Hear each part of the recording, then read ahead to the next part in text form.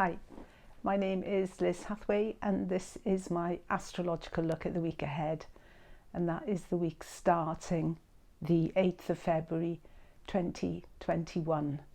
So it's the week of a new moon, sorry, really said full moon, the week of a new moon, but we've also got a couple of nice conjunctions going on this week, and Mercury is quite a player.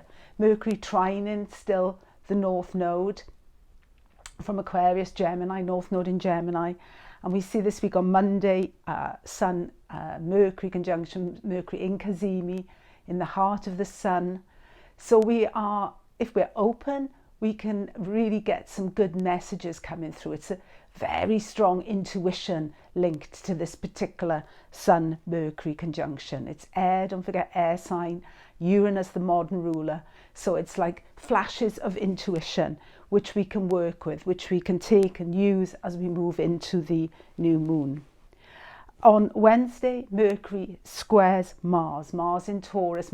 Mercury, even though it's retrograde, it's still in this really intuitive, far thinking, it's quite visionary Aquarius. It's, it's that ability to stand upright and move forward. It's the ankles, it's a very important joint.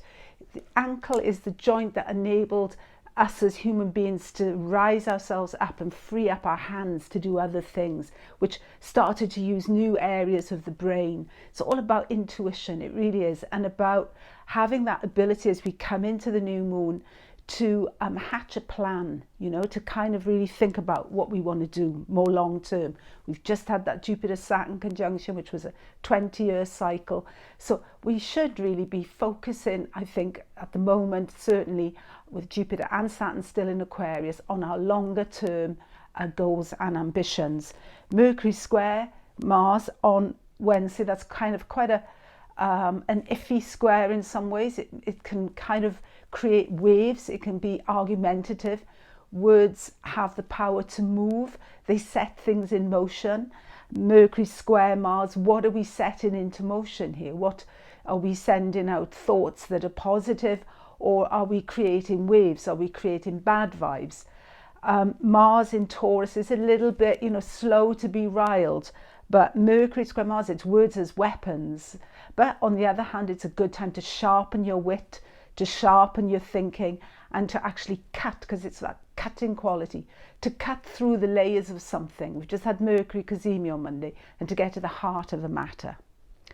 On Thursday, we have Mercury trine the North Node, and then we have one of those really nice conjunctions that are happening this week. On the day of the new moon, we have Venus conjunct Jupiter in Aquarius. Venus is where the heart lies. It's what our treasure is, what we hold dear. Jupiter is always about expansion. It's about knowledge. It's about understanding. It's very highly technological as well, Jupiter in Aquarius. So if you've been, wanting to, fix something, try out a new program, or, use something that you have, something new techie in your house that you've been putting off grappling with because you think it's going to take a long time, maybe, it's a good day to sort of just pick that up and do something with it. It's a start of a cycle, of course. It's a start of the Venus-Jupiter cycle, and it's happening on the day of the new moon. Now, this new moon is interesting, right? Because we have a lot of planets in Aquarius on that day. So we have, in this order, Saturn, Jupiter, Venus, Mercury, retrograde, of course, and then the Sun and the Moon, all in Aquarius. And then we have Mars and Uranus in the fixed signs. So that's 1, 2, 3, 4, that's 8 of the 10 planets in fixed signs. So while this gives a lot of steadfastness, and gives us a lot of willpower, will to do something, we have got that square from Taurus, and we know the backdrop of the year is the Saturn-Uranus square, which is going to be, the first of them will be next week, not this coming week, but the week after. So it's about change through conflict in a way. It's not an easy change when Saturn square Uranus, but it is innovative and it is change orientated. But it's the kind of change and growth that comes through conflict. I would just like to mention that this new moon is very reminiscent to me of the new moon that fell on the 5th of February 1962. that new moon, all of the traditional planets, so all the planets up to Saturn, were in Aquarius, up to and including Saturn, were in Aquarius. And it was also, that new moon was a total solar eclipse. So there was an awful lot of attention at that time on that particular new moon. And it kind of hatched, if you like, or it sort of, it kind of, in a sort of mysterious way, it kind of kick-started or hatched the whole idea of Aquarius as a coming age. I mean, it had been there for a while. It was Alice Bailey who popularized it. I mean, Blavatsky is maybe the founder, but Helena Blavatsky never mentioned the age of Aquarius. But it was one of her disciples, Alice Bailey, who put these two things together, the idea of the New Age and Aquarius, and merged them. And of course, within a few years of this, hippies loved all this Aquarius stuff. Astrology was really suddenly big. And we get things like Hair, the musical Hair, and the hit song, The Dawning of the Age of Aquarius. So something starts to move. So this is a big hatching moment, right? It's what exactly we're going to hatch right now, what we're going to birth right now, I should say. It's not hatching yet. It might not be visible yet. It might take a while. It might even take a number of years before it manifests itself in the world. But it's a very powerful new moon, very powerful. And I think one of the themes of it is consciousness. Because, there's a lot of people out there that have no interest in astrology. So they're not aware that there's suddenly this hatching of planets in Aquarius, all this bundle of planets. As astrologers, we are aware of it. So where this is falling in your chart, this is an area of extreme focus. It's an area, because of the squares from Uranus, where we need to innovate and get outside of the box, get outside of our comfort zone and push the borders a bit, expand them a bit. Air, it's about breath. It's about taking up more room, about not being pushed into a box, if you like, or not being pigeonholed in any way, freeing yourself up. So a fantastic new moon. The Sabian symbol for this is a man having overcome his passion, teaches deep wisdom in terms of his experience. So we know a lot, many of us know a lot, but we have to move forward with that wisdom, put it to practice in the world, put the seed in the ground here. So great day, Thursday, that new moon. Then we get into Saturday, we have Mercury conjunct Venus, which is another one of these sort of aspects that is about passion. Venus is the planet of love and beauty, but she was the planet of war, in the ancient world. She was connected also to victory.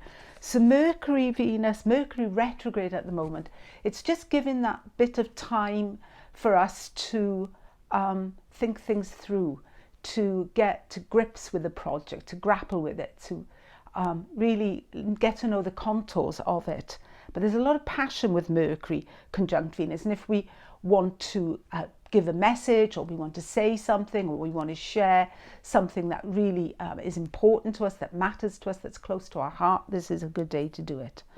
On Sunday, we have Mars sextile Neptune, which is extremely imaginative. It's a great day for going with the flow, put some music on. I know we're all in lockdown and, we're not able to move around much. And here in Amsterdam, we're in the middle of a blizzard, actually. There's no trams running. Trains have been stopped. It's a proper good old-fashioned snowstorm. But still, we can move around, put some nice music on and just groove, just get into the movement, move that body, Mars sextile Neptune. And then we have on Sunday, we have the second Mercury-Jupiter conjunction. The first was on the 11th of January in 5 degrees plus Aquarius. The second now is on Sunday the 14th in 13 plus Aquarius. And the third won't be until the 5th of March, right? So that's when that's when this sort of current round of Mercury-Jupiter comes to an end. It's a great conjunction, Mercury-Jupiter, because as I say, Jupiter is about insight, it's about lessons learned, it's about understanding, It's about being human as well. What does it mean to be human? What is my role as an individual in the group? What can I contribute? It's about sharing. It's about cooperation as opposed to, me first. It's a sharing, cooperative sort of sign. So that Mercury-Jupiter conjunction, the second, maybe reflect back what has been going on in your life since the first conjunction on the 11th of January, and just see what is the thing, are the things that need to be addressed or redressed.